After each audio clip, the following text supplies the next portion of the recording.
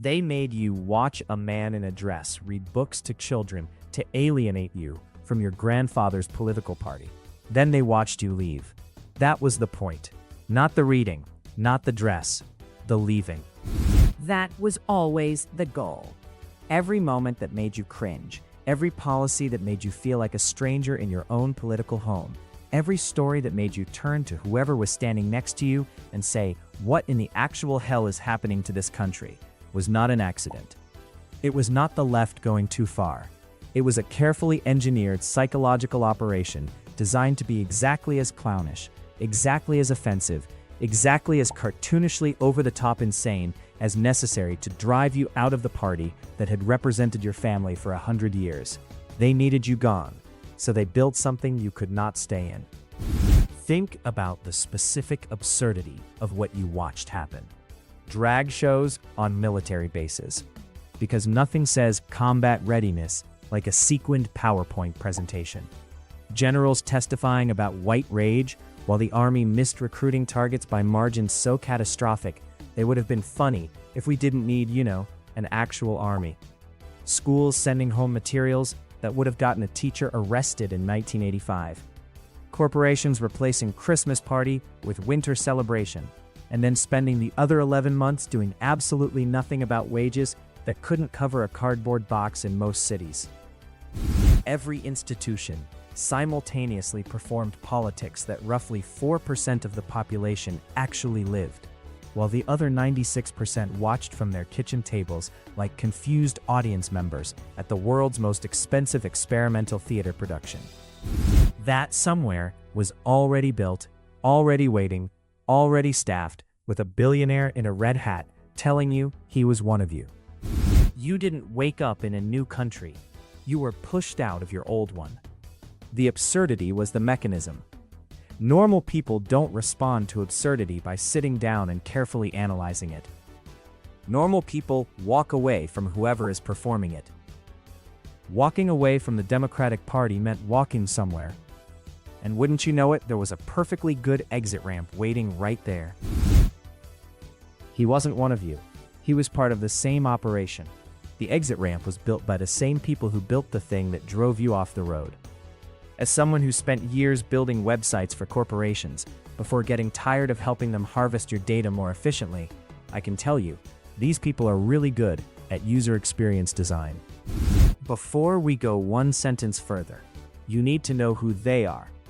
Because I'm tired of videos that do this vague, shadowy elite thing where they gesture meaningfully at the general direction of power and then never name anybody. My editor Lily says this is where I usually go off the rails. But I have receipts, so we're doing this. They are the Jeffrey Epstein class. You know that name. You know the island. The man running a child sex trafficking operation for the most powerful people on Earth got mysteriously unalived in federal custody. The cameras jammed. The guards slept.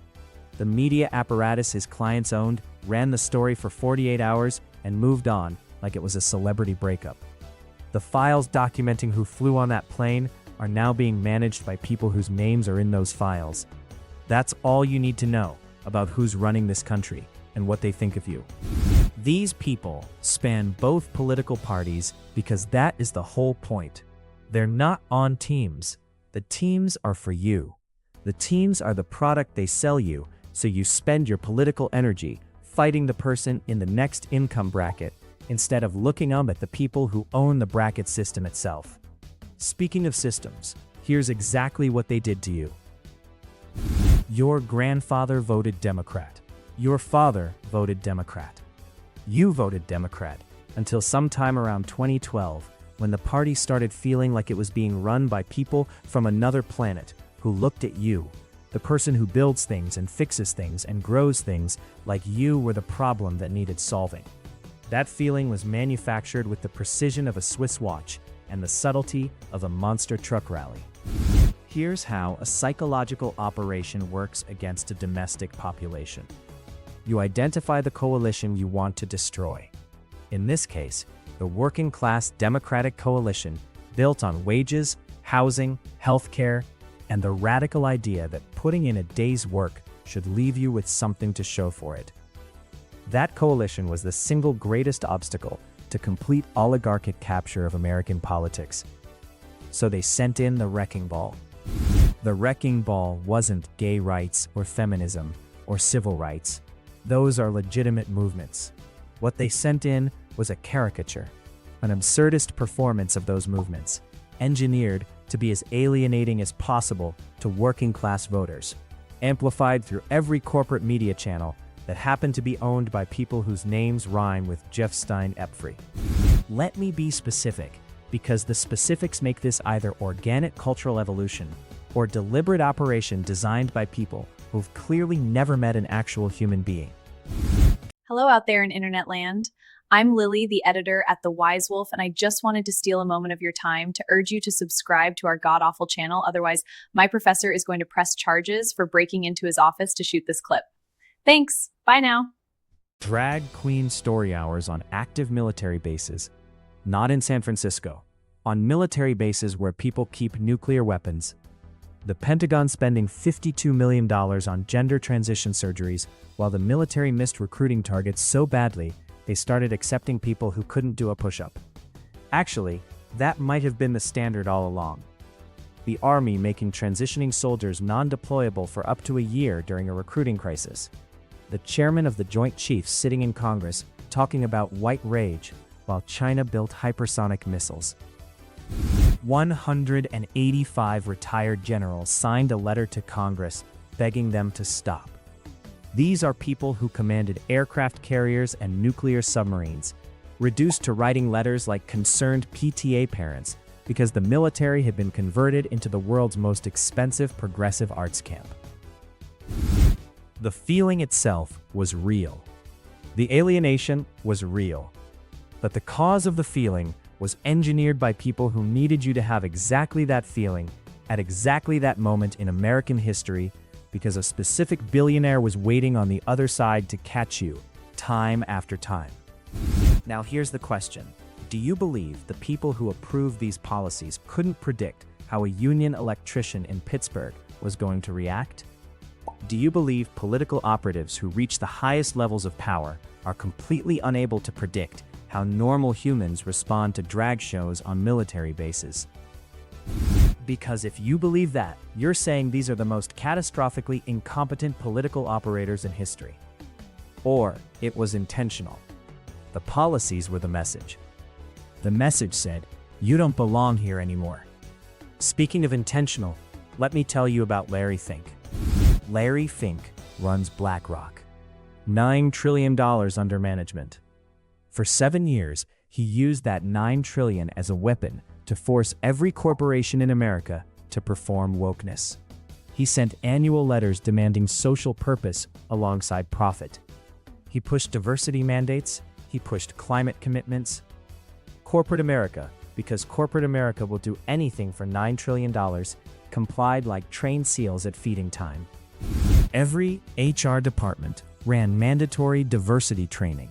Every company put out rainbow flags. Every university administrator started speaking in tongues that sounded like graduate seminar word salad. Working-class voters looked at this wall of institutional performance and felt, correctly, that the entire establishment had left them behind.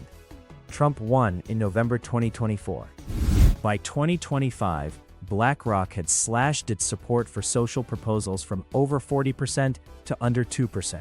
Larry Fink dropped ESG, dropped stakeholder capitalism, dropped sustainable investing. The Wall Street Journal ran the headline, BlackRock's woke era is over. 7 years of corporate woke performance gone in 18 months like it was a software update. You don't abandon moral convictions in 18 months. You abandon a strategy when it's finished working. Mission accomplished. The working class had been expelled from the Democratic coalition. The party that used to fight for your wages now wins among households making over $100,000. And while Fink was publicly crusading for woke capitalism, Republicans attacking him on television were cashing his checks. 10 Republican members of the House Financial Services Committee took money from BlackRock during the very election cycle they were publicly attacking it. Both sides of the fight were funded by the same people. You were in the audience. They were on the stage.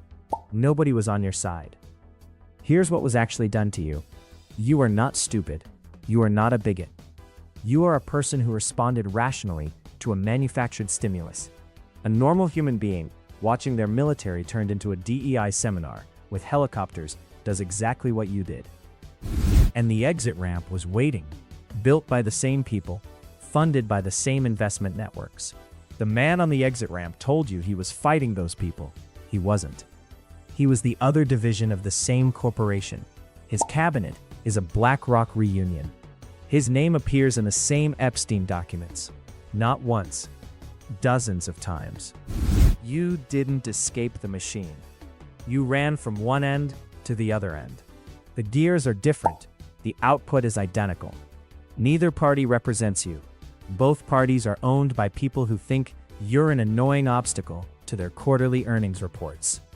The factory worker who voted Democrat in 1975 and the factory worker voting Republican today are the same person. Same values. Same paycheck that doesn't reach the end of the month. They were told they're enemies by people whose entire operation depends on them never figuring out they're not. You just figured it out. Now stop thanking them for it. Help keep the wise wolf howling.